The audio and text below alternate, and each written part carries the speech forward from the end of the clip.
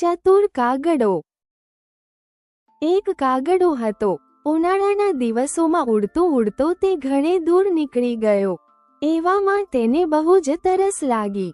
તરસથી તેનો કંઠ શોષાવા લાગ્યો। આજુબાજુ કોઈ નદી કે તળાવ ન હતા।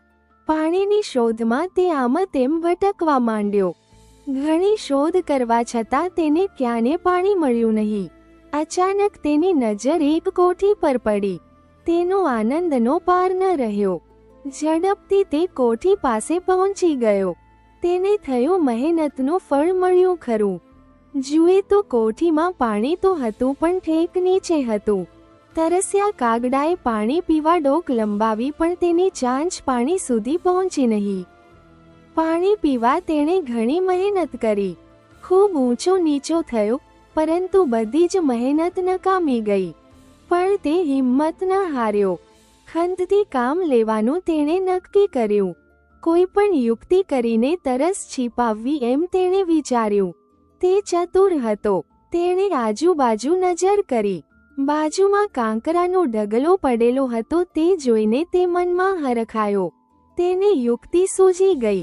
જો કે એમાં ઘણી જ ધીરજ અને મહેનતની જરૂર હતી। તરસે મરવા કરતાં મહેનત કરવી સારી એમ વિચારી તેણે ઢગલામાંથી ચાંચથી કાંકરો ઉપાડ્યો। કાંકરાને કોઠીમાં નાખ્યો।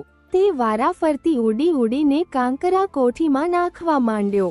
કોઠીમાં કાંકરા જેમ જેમ પડતા ગયા તેમ તેમ કોઠીનું પાણી ઊંચે આવતું ગયું।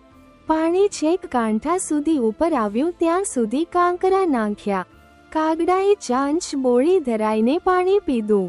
પેટ ભરીને પાણી પી ખુશ થતો પોતાના મુકામ તરફ ઉડી ગયો।